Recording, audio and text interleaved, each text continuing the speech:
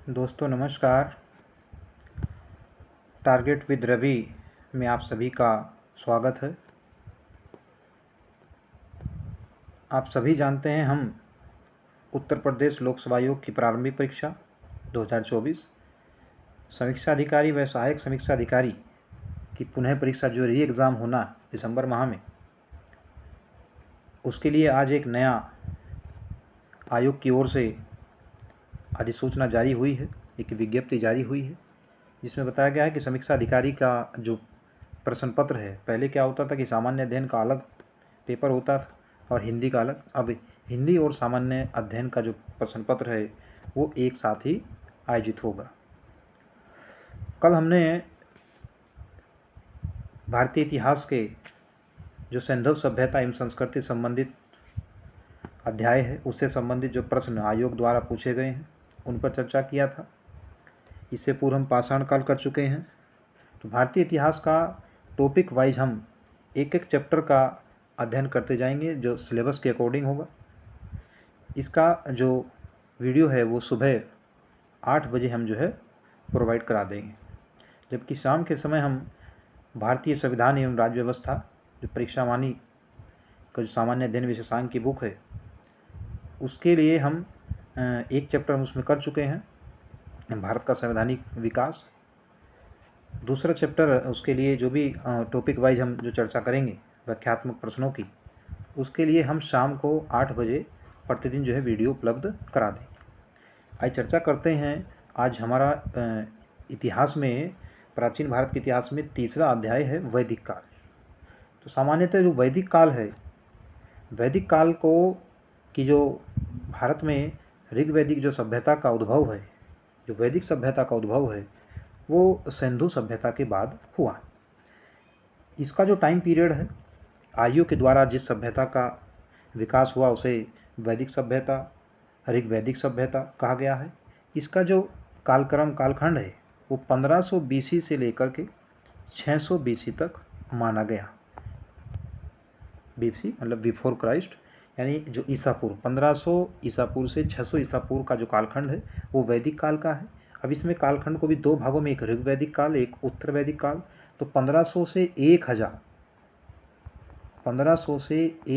BC का जो time period है उसे ऋग्वैदिक काल कहा गया, जबकि 1000 से 600 ईसा पूर्व का जो समय है उसे हम उत्तर वैदिक काल के रूप में जानते हैं।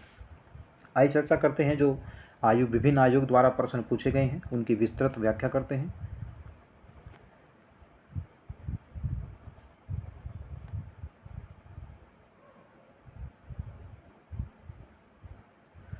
प्रश्न कोश में पहला प्रश्न है, आर्य शब्द इंगित करता है। तो आर्य शब्द क्या इंगित करता है? इसमें बताया आर्य शब्द जो इंगित करता है नरजाति समूह को, या यावरी जन को, भाषा समूह को, या श्रेष्ठ जन को।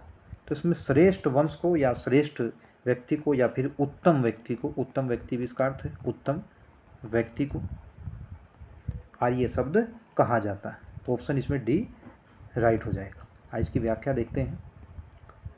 आर्य प्राचीन भारत, यूरोपीय व एवं प्राचीन ईरानी भाषा बोलने वाले के लिए प्रयुक्त शब्द है। वैदिक संस्कृति में आर्य शब्द श्रेष्ठ, शिष्ट या सज्जन अथवा नैतिक अर्थों में कुलीन, सभ्य, साधु आदि के लिए प्रयुक्त हुआ है।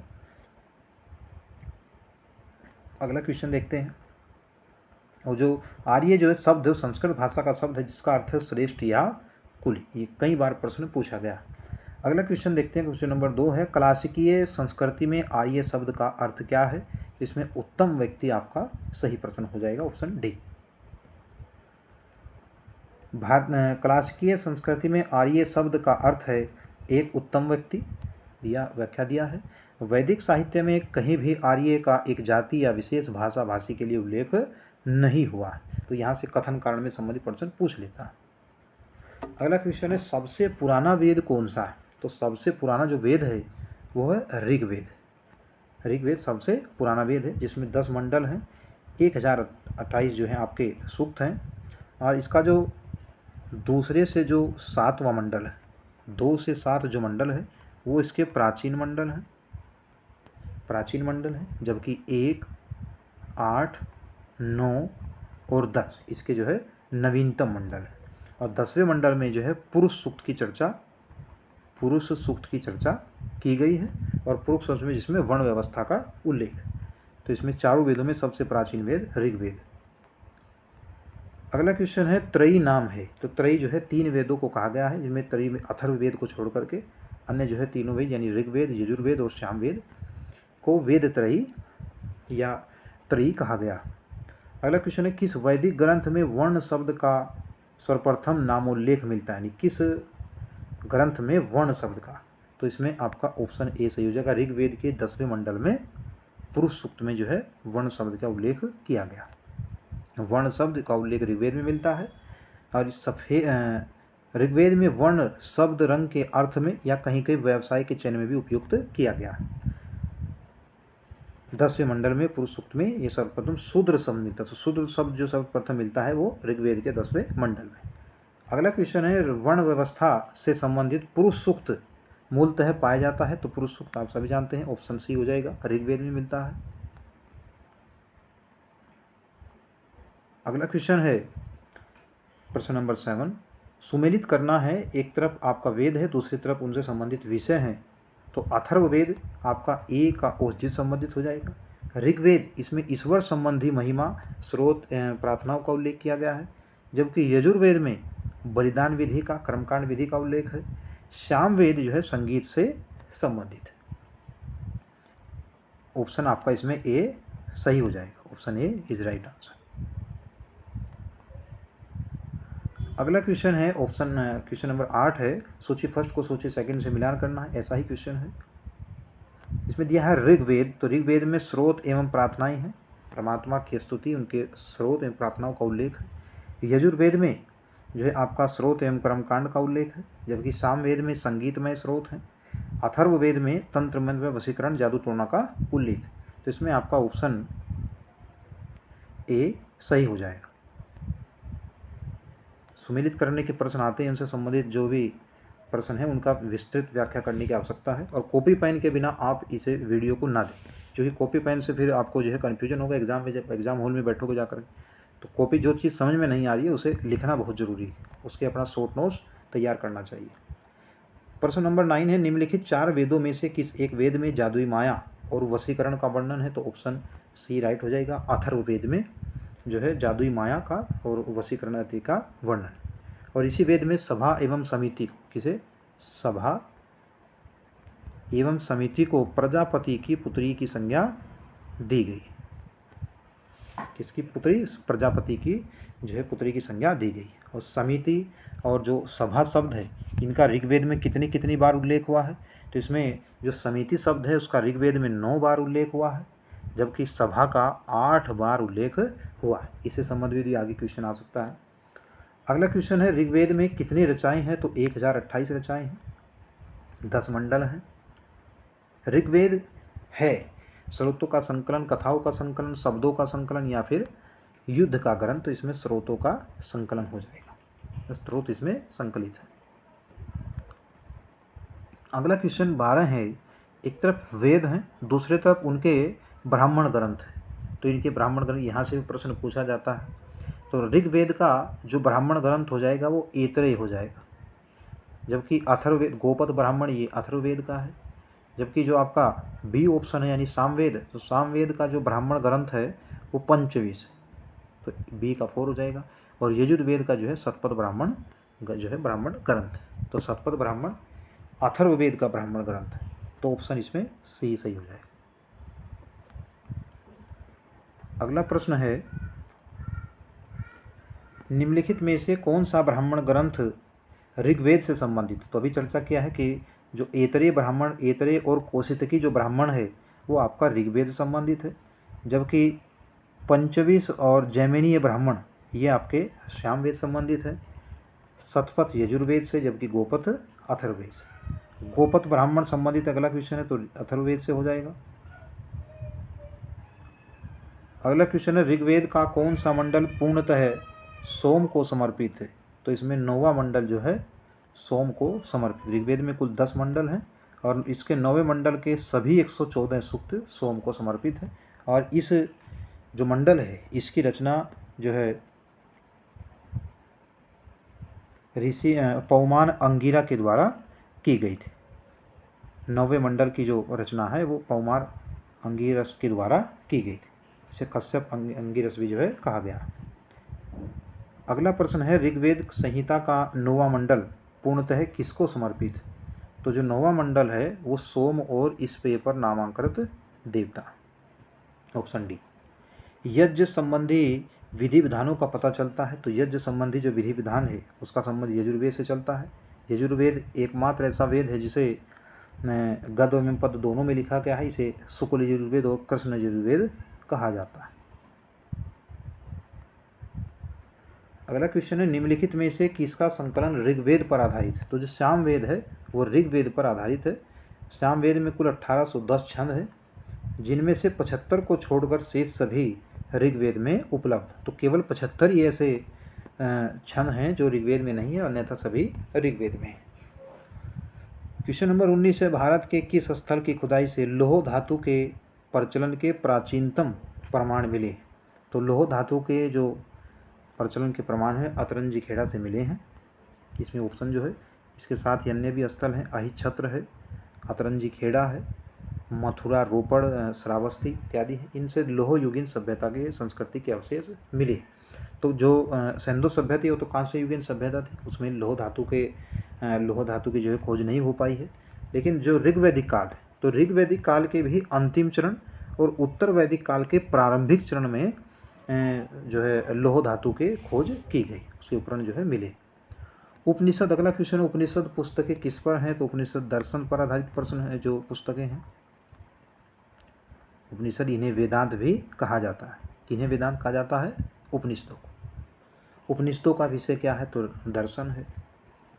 अगला क्वेश्चन है निम्नलिखित में से किस एक वैदिक साहित्य में मोक्ष की चर्चा मिलती है? तो मोक्ष की चर्चा जो है वो उपनिषदों में मिलती है।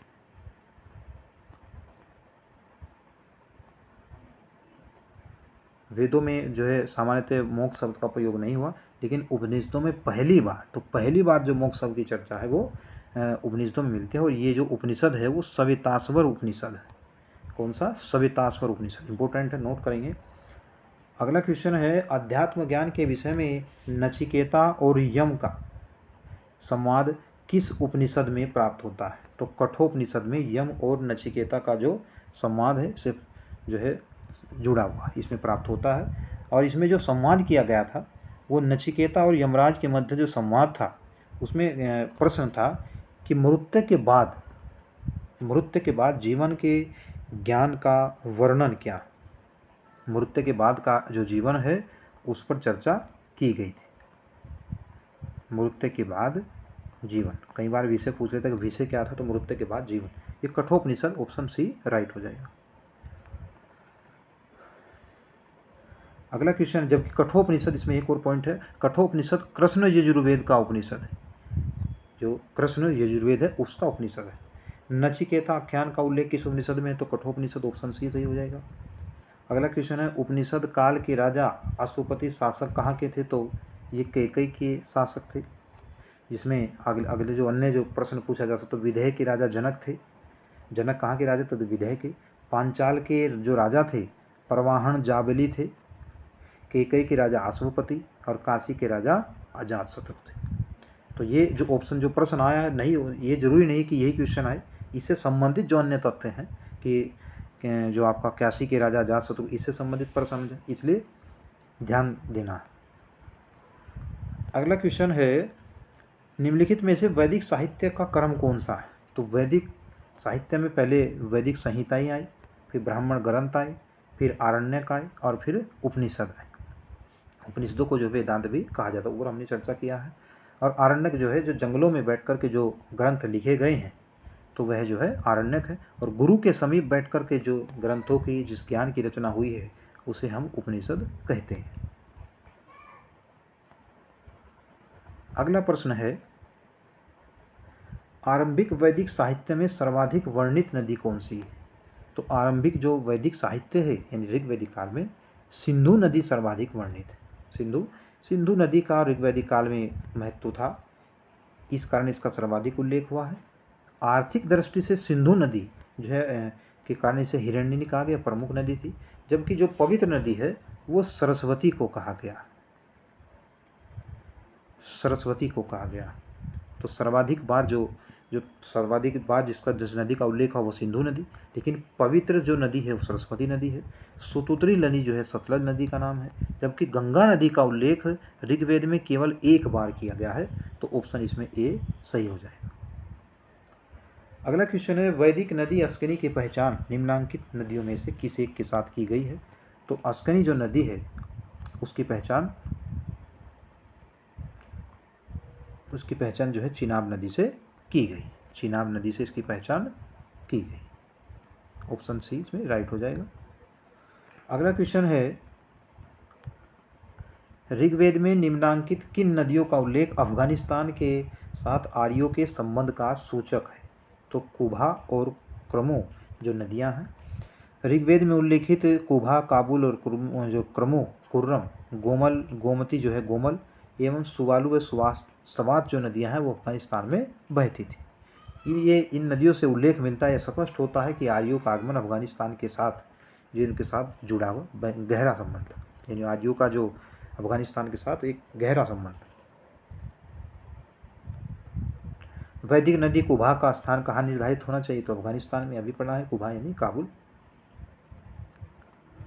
अगला क्वेश्चन है, सूची फर्स्ट को सूची सेकंड से सम्मिलित करना है। एक तरफ नदी है, दूसरी तरफ जो है उनका आधुनिक नाम है।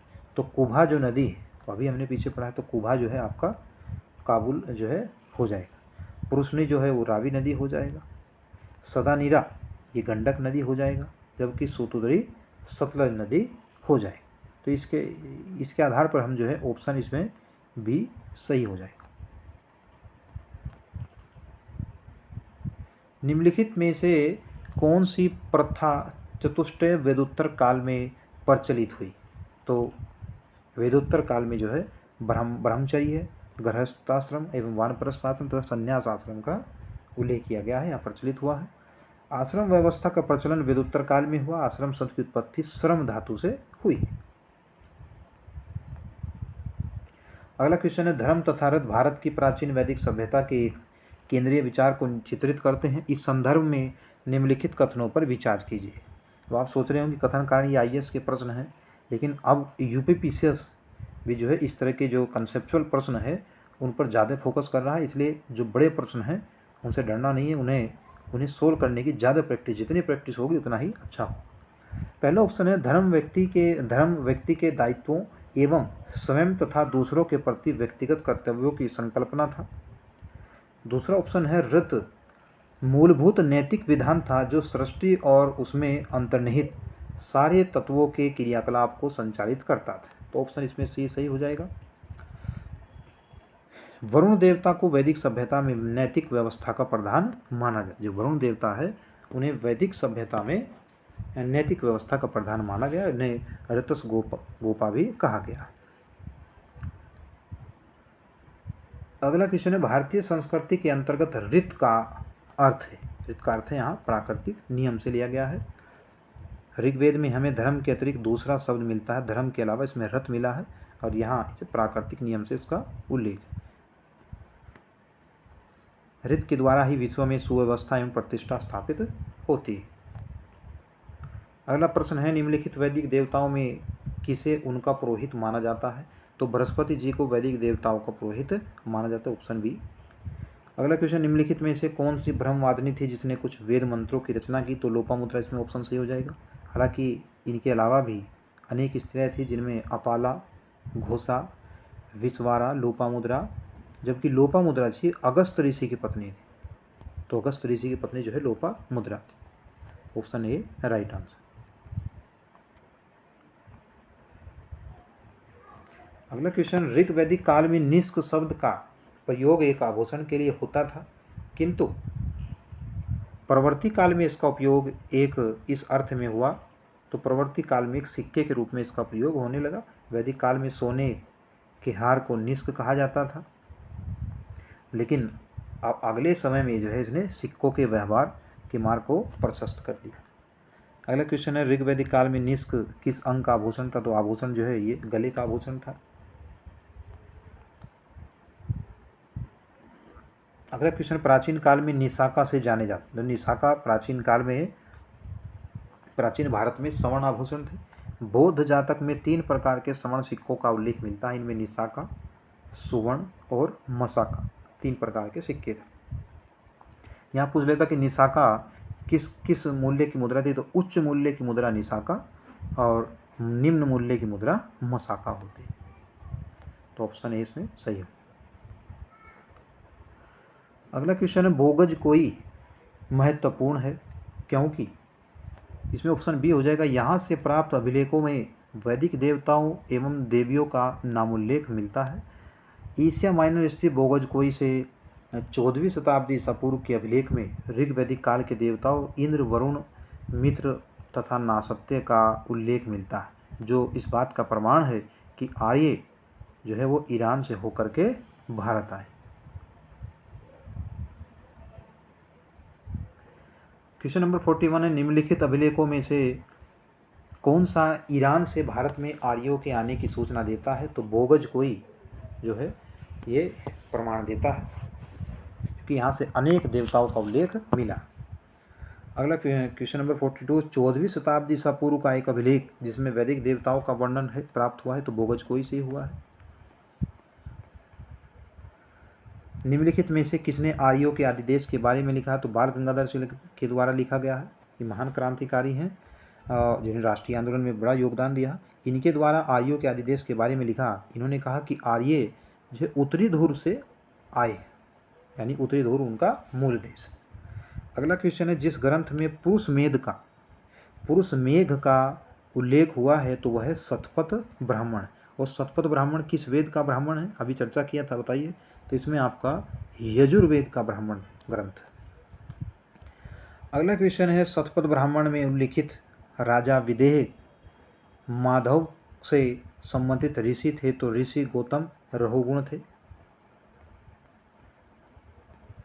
आदियों के पूर्व दिशा की ओर प्रसार के विषय में शतपथ ब्राह्मण में वर्णित विदेह माधव की जो है आख्यायिका का जो उल्लेख है, इनके अनुसार राजा विदेह माधव से संबंधित ऋषि गौतम रहुगुण थे। तो ऑप्शन डी इसमें राइट हो जाएगा।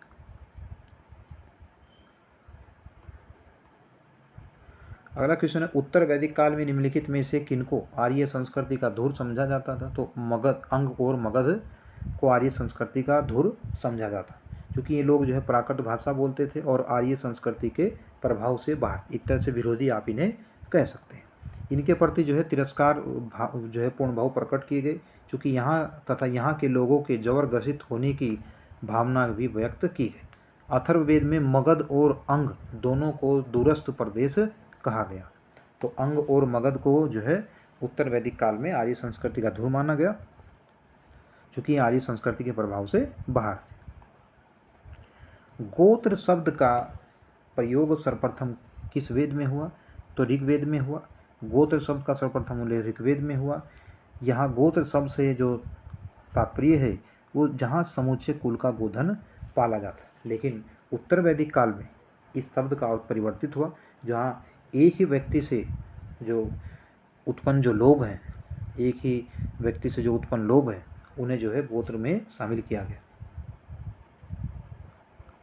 जैसे आज भी जो गोत्र प्रथा है वो हिंदू समाज में प्रचलित है। अगला क्वेश्चन है, पूर्व वैदिक आर्यों का धर्म प्रमुखतः था, तो प्रकृति पूजा और यज्ञ था। पूर्व वैदिक आर्य यानी ऋग्वैदिक आर्यों का जो धर्म था वो प्रकृति पूजा करते थे, यज्ञ आदि में उनका विश्वास था। यानी जबकि वैदिक काल में जो है मूर्ति पूजा का प्रचलन नहीं था। मूर्ति पूजा यानी जो भक्ति है उसका उदय मौर्योत्तर काल में हुआ है। वैदिक काल में इस तरह की मूर्ति पूजा का उल्लेख नहीं था। ऋग्वैदिक काल में जनता निम्न में से मुख्यतः किसमें विश्वास करती थी, तो बलि एवं कर्मकांड में जो है विश्वास करते थे। ये लोग हिंसात्मक और अहिंसात्मक दोनों होते थे। देव पूजा के साथ साथ यह पितरों की पूजा भी करते थे। Option D right answer.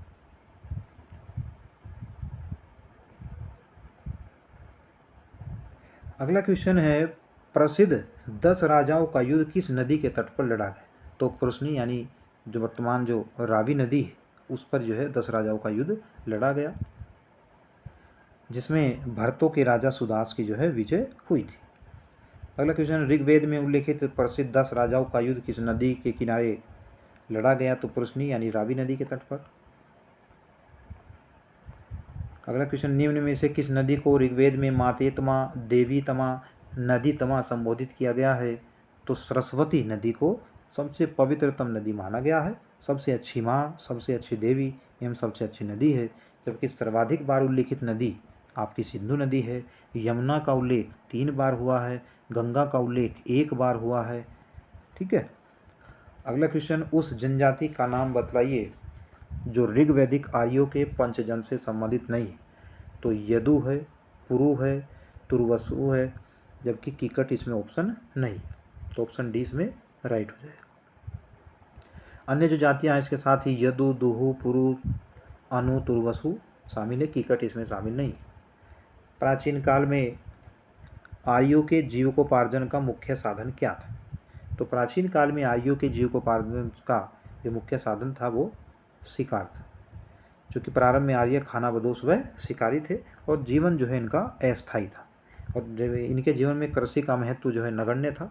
ठीक है, पशुपालन इत्यादि पर जो है जीवन निर्भर था, शिकार आदि पर। जबकि उत्तर वैदिक काल में इनके अस्थायी आवास का साक्ष्य मिला और कृषि का महत्व बढ़ा। इम्पोर्टेंट पॉइंट है कि ऋग वैदिक काल में पशुपालन का प्रभाव ज़्यादा था, लेकिन उत्तर वैदिक काल आते आते इसमें कृषि का महत्व जो है बढ़ गया। क्वेश्चन नंबर 55 है, ऋग्वेद में उल्लेखित यव शब्द किस कृषि उत्पाद हेतु प्रयुक्त किया गया है? तो यव शब्द ऋग्वेद में उल्लेखित यव शब्द का जो से तादात्म्य स्थापित किया गया है, तो ऑप्शन इसमें आपका ए सही हो जाएगा। अगला क्वेश्चन नंबर है, वैदिक युग में प्रचलित लोकप्रिय शासन प्रणाली तो वंश परंपरागत शासन प्रणाली थी। वंश परंपरागत यानी राजतंत्रात्मक एक तरह से शासन था। वैदिक काल में प्रचलित लोकप्रिय शासन प्रणाली वंश परंपरागत शासन प्रणाली थी। हालांकि जनता के द्वारा जो चुनाव के जो है उदाहरण भी मिलते हैं। वैदिक युगीन सभा थी जो मंत्री परिषद, अभी हमने चर्चा किया था कि सभा का उल्लेख ऋग्वेद में 8 बार हुआ जबकि समिति का 9 बार हुआ। तो वैदिक काल में सभा में समिति 2 संस्थाएं थी, राजा की निरंकुशता पर वह नियंत्रण रखती थी। संभवतः जो सभा थी वो कुलीन व वृद्ध मनुष्यों की संस्था थी जिसमें उच्च कुल में उत्पन्न व्यक्ति ही भाग लेते थे, जबकि समिति में जो है दोनों ही सामान्य नागरिक भी जो है भाग ले सकते थे। और जो सभा है इसमें स्त्रियों के प्रवेश की भी काफ़ी जो है उल्लेख मिलता है। अगला क्वेश्चन है, किस वेद में सभा समिति को प्रजापति की 2 पुत्रियां, हमने पहले चर्चा किया तो अथर्ववेद में की गई है, 2 पुत्रियां कहा गया प्रजापति की। अगला क्वेश्चन है, ऋग्वैदिक जनसभा जो न्यायिक कार्यों से संबंध थी उसे जो है सभा कहा जाता है, क्योंकि इसमें उच्च कुल में उत्पन्न लोग जो है भाग ले सकते थे। इसका ऋग्वेद में 8 बार उल्लेख किया है जबकि समिति का 9 बार उल्लेख किया। तो सभा, समिति, विदथ ऋग्वैदिक कालीन जनतांत्रिक संस्थाएं थी। इन संस्थाओं में सभा न्यायिक कार्यों संबंध, जो सभा थी वो जुडिशियल वर्क से जो है रिलेटेड थी और ऋग्वेद में सभा का 8 बार उल्लेख हुआ। अगला क्वेश्चन है, आयुर्वेद तथा जीवन का विज्ञान का उल्लेख सर्वप्रथम किसमें मिलता है? तो अथर्ववेद में मिलता है आयुर्वेद का उल्लेख। इसके साथ साथ इसमें मनुष्य के विचार व अंधविश्वासों, जादू टोनों का भी उल्लेख मिलता है।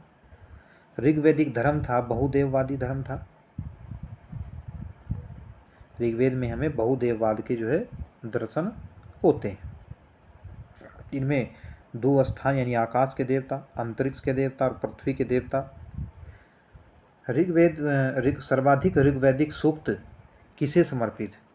तो इंद्र को इसमें जो है सर्वाधिक 250 जो सूक्त हैं वो समर्पित। इनके बाद जो है अग्नि को 200 सूक्त समर्पित हैं। रुद्र का उल्लेख जो है 3 बार किया गया है। हालांकि इसमें जो विष्णु शब्द है तो विष्णु का उल्लेख इसमें 100 बार किया गया। तो इंद्र शब्द का उल्लेख 250 बार, अग्नि का दूसरे नंबर पर 200 बार, सर्वाधिक जो ऋग्वेद है उनका जो है 3 बार उल्लेख है।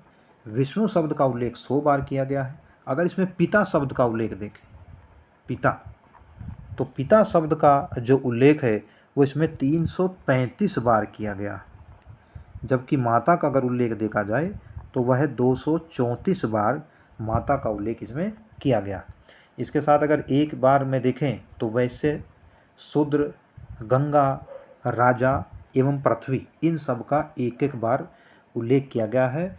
दोबारा सुनेंगे, राजा, पृथ्वी, गंगा, शूद्र तथा वैश्य, इनका उल्लेख जो है ऋग्वेद में एक एक बार ही किया गया, जबकि पिता का 335 बार, माता का 234 बार। हो सकता है भविष्य वाले जो एग्ज़ाम है उनमें पूछ लीजिए सुमेलित करने संबंधित, तो आप ध्यान रखें। तो इसमें आपका ऑप्शन बी सही हो जाए। अगला क्वेश्चन है, ऋग्वेद में सर्वाधिक संख्या में मंत्र समर्पित हैं, तो ऑप्शन के अकॉर्डिंग इसमें जो है, चूँकि इंद्र नहीं है तो अग्नि देवता को जो है 200 मंत्र इसमें समर्पित है। अभी चर्चा किया है विष्णु के लिए 100 बार जो है 100 सूक्त समर्पित है। इसके साथ ही अगर हम देखें तो सबसे, अगर ऋग्वेद में पूछ ले कि सबसे ज़्यादा जो मंत्र समर्पित हैं वह है उसमें पिता का उल्लेख, पिता का जो उल्लेख है 335 बार किया गया है, जबकि अगर मंत्र की संख्या दृष्टि से देखें तो इंद्र के लिए 250 बार जो है 250 मंत्रों का उल्लेख किया गया है। निम्नलिखित में से किसे ऋग्वेद में युद्ध का देवता माना जाता है, तो इंद्र को माना जाता है। निम्नलिखित में से पूर्व वैदिक आर्यों का सर्वाधिक लोकप्रिय देवता कौन था, तो इंद्र थे, इंद्र का उल्लेख है।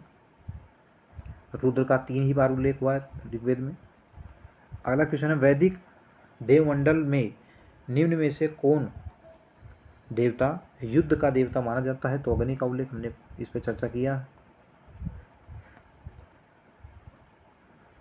अगला क्वेश्चन है, हालांकि इसमें जो अन्य देवता है उसमें इंद्र को वर्तासुर हंता, यानी वर्तासुर नामक राक्षस का हद करने वाला, पुरभिद बादलों को भेदने वाला, सोमाबा सोम का अत्यधिक पान करने वाला, सतक्रति 100 व्यक्तियों का स्वामी इसे कहा गया, और दानी शब्द का उल्लेख भी इनके लिए किया गया।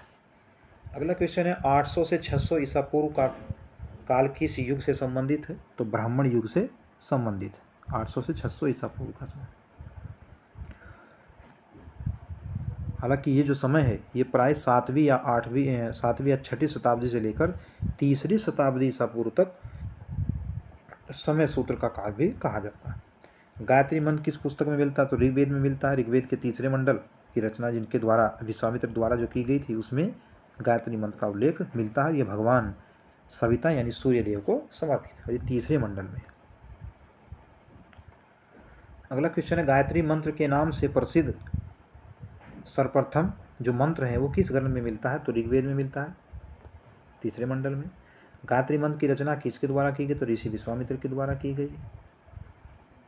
अगला क्वेश्चन है, सर्ग, प्रतिसर्ग, वंश, मनवंतर और वंशानुचरित संकेतक हैं, तो इसमें आपके पुराणों से संबंधित है। पुराणों में 5 प्रकार के विषय का वर्णन मिलता है, इनमें सर्ग, प्रतिसर्ग, वंश, मनवंतर, वंशानुचरित। तो यहाँ सर्ग का जो तात्पर्य है वो आदि सृष्टि का पुराण, जबकि प्रतिसर्ग प्रलय के बाद की पुनर्सृष्टि, यानी केवल सृष्टि का उल्लेख है। सृष्टि का जो पुराण है वो सर्ग है, पुनर्सृष्टि का जो है प्रतिसर्ग है। वंश में देवताओं या ऋषियों के वंश वृक्षों का वर्णन है, देवताओं और ऋषियों के वंश वृक्षों का उल्लेख जो है वो किसमें है, वंश में है। इसके साथ बाद में दिया मनवंतर में कल्प के महायुगों का वर्णन है, और वंशानुचरित पुराणों के वे अंग हैं जिनमें राजवंशों की तालिकाएं दी हुई, राजनीतिक अवस्थाओं, कक्षाओं, घटनाओं के इनमें वर्णन किए गए। तो मूल सृष्टि की बात की जाए तो उसमें आपका सर्ग हो जाएगा।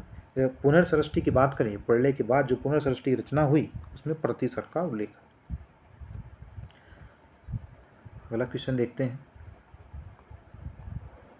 पुराणों की कुल संख्या कितनी है, तो पुराणों की संख्या 18 है, यानी कि रचना लोहोमर्ष ऋषि और उनके पुत्र उग्र सर्वाजी के द्वारा की गई, तो ऑप्शन बी सही।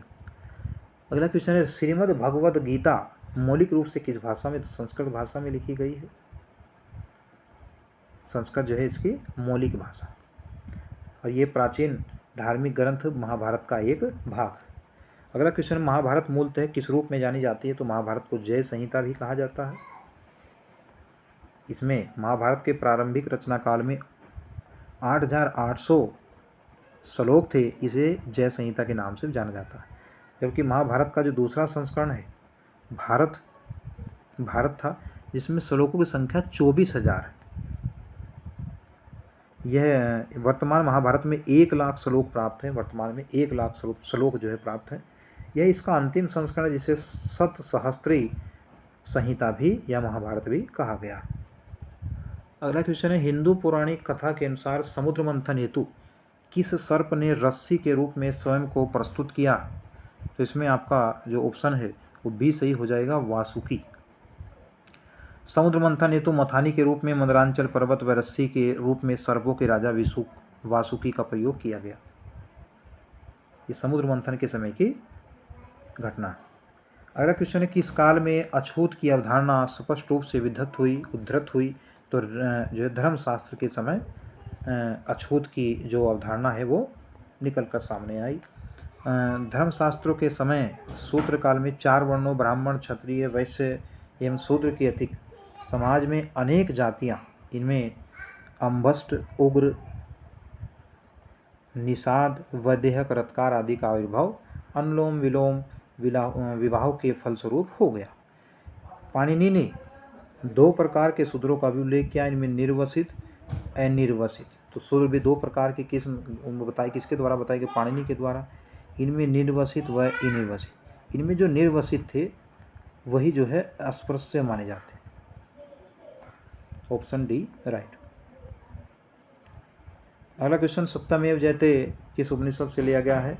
तो ये मुंडको उपनिषद से लिया गया, मुंडको उपनिषद। और यही भारत का जो है राज चिन्ह पर भी अंकित है। सत्यमेव जयते शब्द कहाँ से लिया गया है? तो मुंडक उपनिषद से लिया गया है।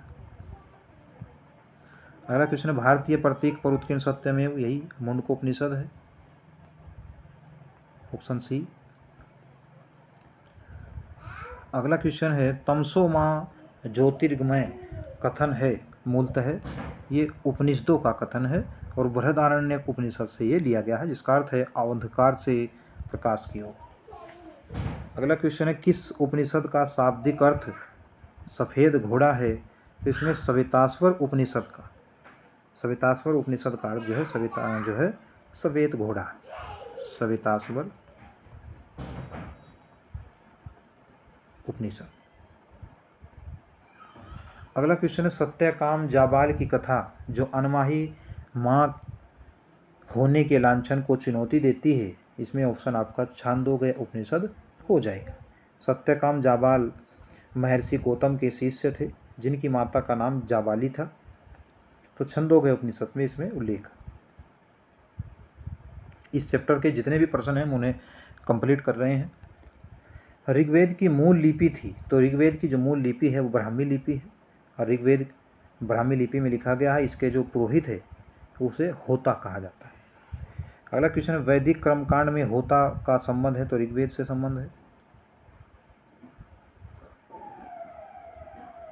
अवेस्ता और ऋग्वेद में समानता है। अवेस्ता किस अक्षेत्र से संबंधित है? ईरान से संबंधित है। अवेस्ता और ऋग्वेद दोनों भाषिक समानताओं के कारण आर्यों की सभ्यता से माने जाते हैं। अवेस्ता ईरान के क्षेत्र से संबंधित है। वैदिक काल में किस जानवर को अघन्य माना जाता था? तो गाय को अघन्य माना जाता था। अघन्य यानी जो न मारे जाने योग्य जीव। इसे जो है मृत्युदंड तक जो है देने का प्रावधान था और देश निकाला की सजा भी का भी उल्लेख इसमें किया गया वेदों में। अगला क्वेश्चन, ऋग्वेद में अघन्य का प्रयोग हुआ है? तो गाय के लिए हुआ है।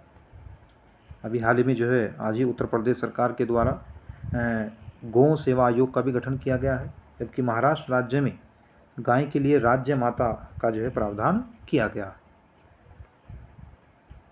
अगला क्वेश्चन है, ऋग्वेद में कई परिच्छेदों में प्रयुक्त अघन्य शब्द संदर्भित है? तो गाय के लिए।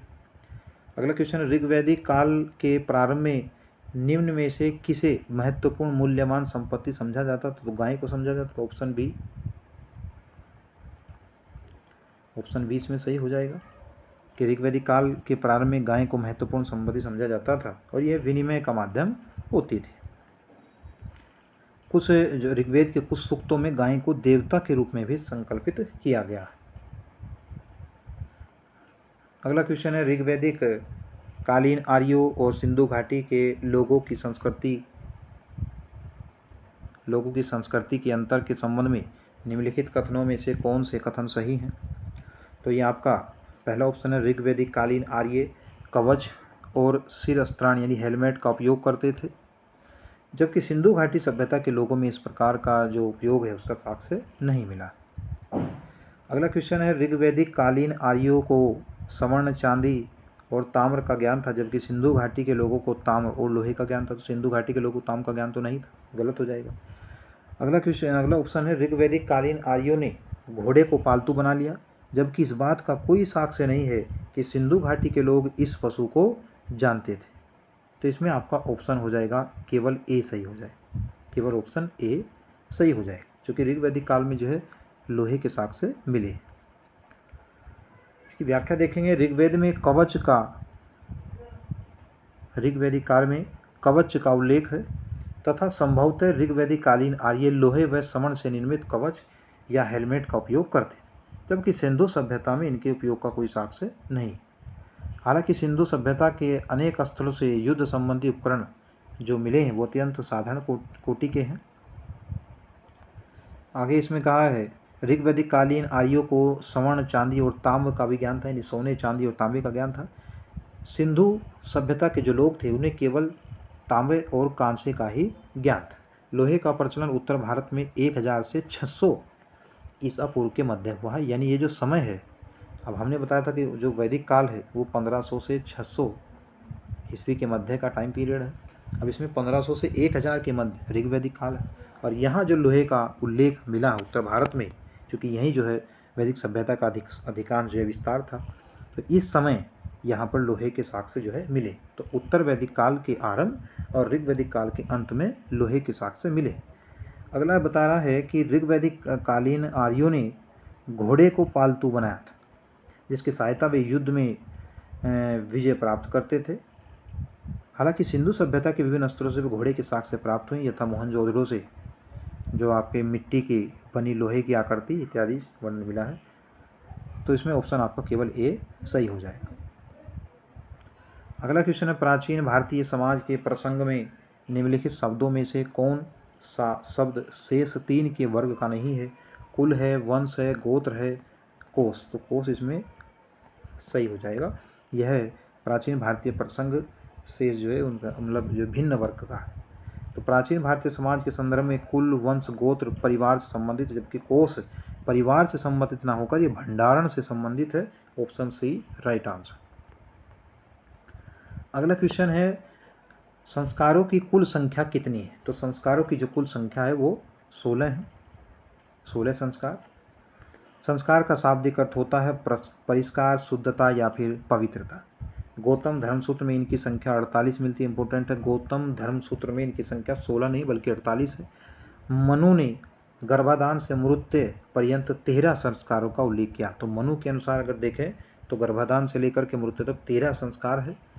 बाद की स्मृतियों में इनकी संख्या 16 स्वीकार किया गया, जो आज यही प्रचलित। तो वर्तमान में 16 है, लेकिन गौतम धर्मसूत्र में इनकी संख्या 48 है, जबकि मनु के द्वारा जो है 13 संस्कारों का उल्लेख किया गया। तो मनु के अनुसार 13 संस्कार, गौतम धर्मसूत्र में 48 और वर्तमान में 16। जीविकोपार्जन हेतु वेद वेदांग पढ़ाने वाले अध्यापक को क्या कहा जाता था? तो उपाध्याय कहा जाता था। Option C. वैदिक काल में जीविकोपार्जन हेतु वेद वेदांग पढ़ाने वाला अध्यापक उपाध्याय कहलाता था। आचार्य गुरुकुल की स्थापना करके अपने शिष्यों को पढ़ाता था और इसके कोई फीस भी नहीं लेता, किंतु शिष्य के द्वारा जो दक्षिणा दी जाती थी उसे स्वीकार कर लेता।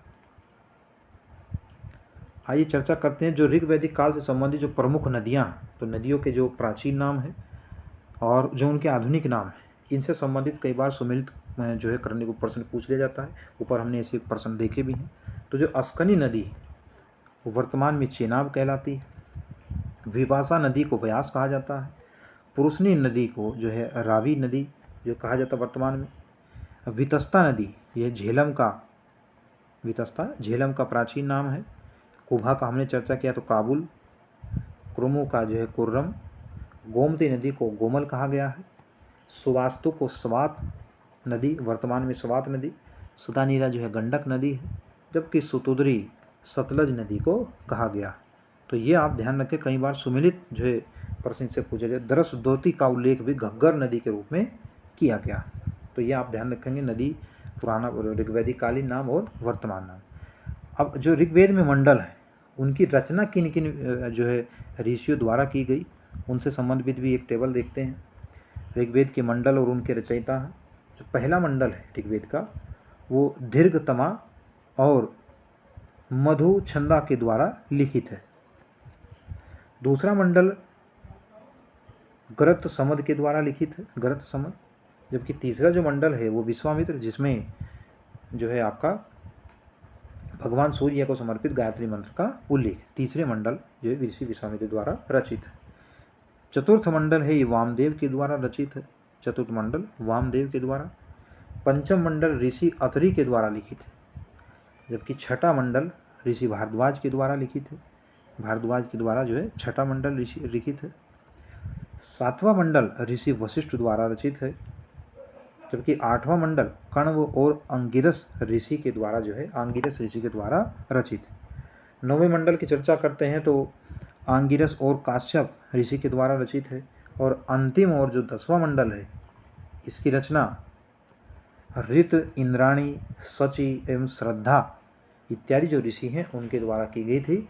और ऋग्वेद में आप ध्यान रखेंगे दूसरा से जो 7वां मंडल है वही जो है प्राचीन मंडल है, जबकि 1, 9, 8 एवं 10 जो मंडल है वो नवीनतम मंडल के रूप में स्वीकार किए गए हैं।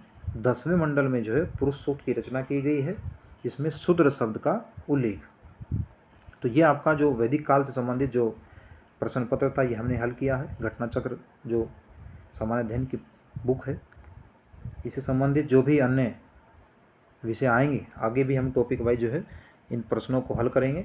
उम्मीद है कि आपको वीडियो पसंद आया होगा। इसके लिए आप वीडियो को लाइक व सब्सक्राइब करेंगे।